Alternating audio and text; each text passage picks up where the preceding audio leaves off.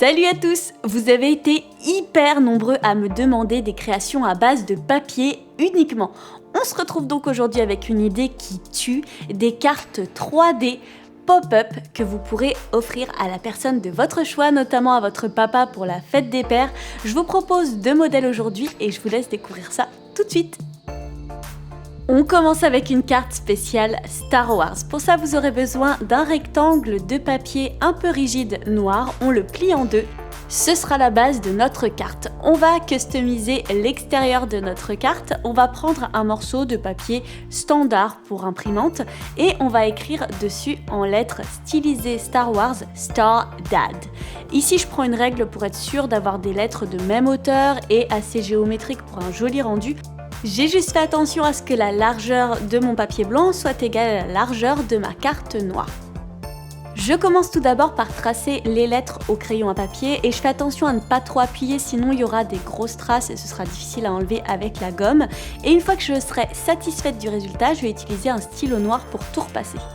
Et pour cette étape, n'hésitez pas à utiliser une règle pour encore une fois donner un aspect bien géométrique à l'écriture.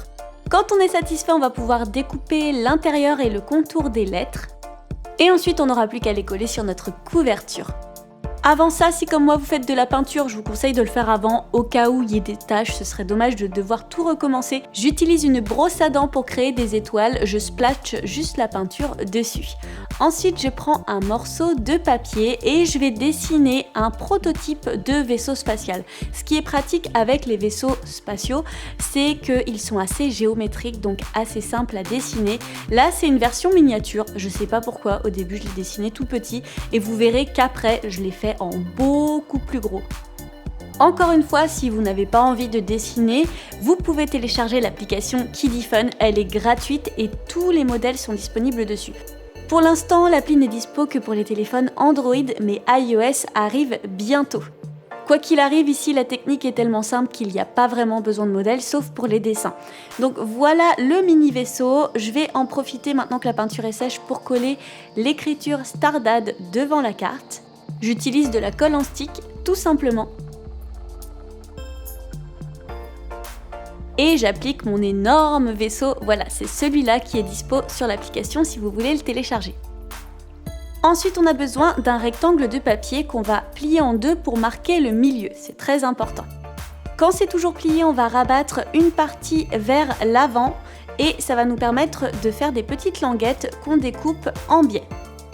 On va les replier de manière à ce qu'elles aillent dans le même sens et depuis le milieu, donc la ligne du milieu, on va dessiner peu importe ce qu'on veut. Ici, je vais faire un petit Dark Vador et il faut bien l'aligner au milieu puisque c'est ce qui va nous permettre d'aligner le milieu de la carte avec le milieu du dessin. Donc je dessine mon petit Dark Vador façon kawaii, trop mignon. Encore une fois, il est dispo sur l'application pour ceux qui veulent. Quand je suis contente de mon dessin, j'utilise des feutres pour le colorier. Ici, ce sera principalement du noir et du gris, puisque son costume est tout noir et que c'est un petit peu difficile à faire, donc le gris apporte du relief. Quand on est satisfait, on peut découper le dessin tout en préservant les languettes, et on va aligner les languettes et le milieu du dessin avec le milieu de la carte. Pour créer l'autre élément de la carte, c'est la même technique, on prend un papier qu'on plie en deux et on crée des languettes. On les met dans la même direction, encore une fois, et on check pour savoir si c'est la bonne dimension. On peut dessiner, encore une fois, on fait bien attention à centrer le dessin par rapport à la ligne du milieu. Ici, je fais un nuage, un peu comme ces apparitions diaboliques. On va faire un nuage rouge, rouge qui va avec le sabre de Dark Vador, et on colorie tout simplement au feutre. On l'a découpé, on va le fixer à la carte, encore une fois, en alignant le milieu du dessin avec le milieu de la carte. On appuie pour que la colle fixe bien et ensuite on peut ajouter un petit mot.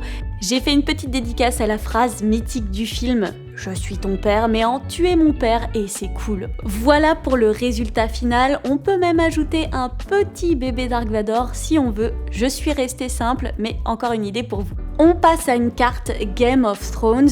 Qui est passé à côté de ce phénomène? Il fallait que je fasse une carte pop-up sur ce thème. On va commencer par faire le blason, le logo de Game of Thrones. On va tracer 3 cercles de circonférences différentes et au centre, on va tracer les lettres Game of Thrones, mais seulement les initiales qui forment GOT. On prend le temps de bien tracer les lettres, c'est ce qui donnera tout le charme, et ensuite on rajoute des petits éléments un peu vikings sur le logo pour essayer de se rapprocher au plus près de l'officiel. On va s'en servir pour le fixer sur du carton de boîte de céréales.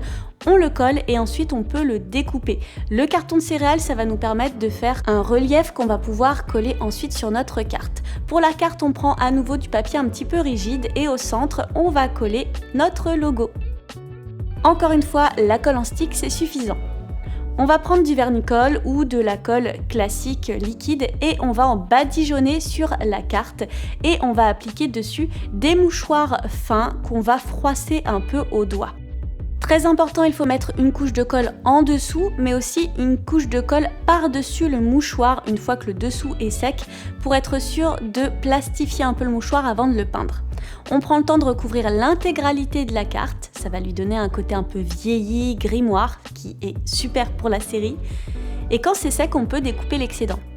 On passe à l'étape peinture. Ici, j'ai pris de la peinture marron, toute simple, acrylique, et on la passe au pinceau en faisant des mouvements un peu circulaires pour pas que ça fasse des grands traits de pinceau. On prend un mouchoir et on efface légèrement pour révéler les nervures du cuir.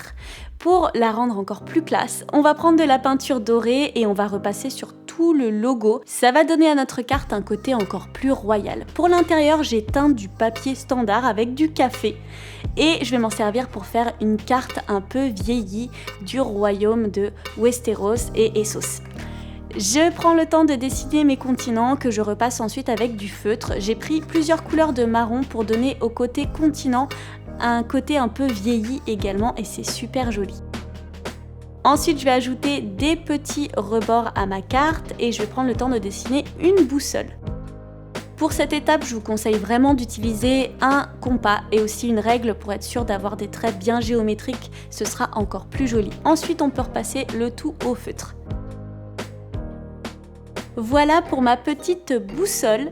Ensuite, je prends le temps d'ajouter des montagnes, des petits arbres sur ma carte et je vais pouvoir la coller à l'intérieur de la carte principale. Encore une fois, la colle en stick, c'est suffisant.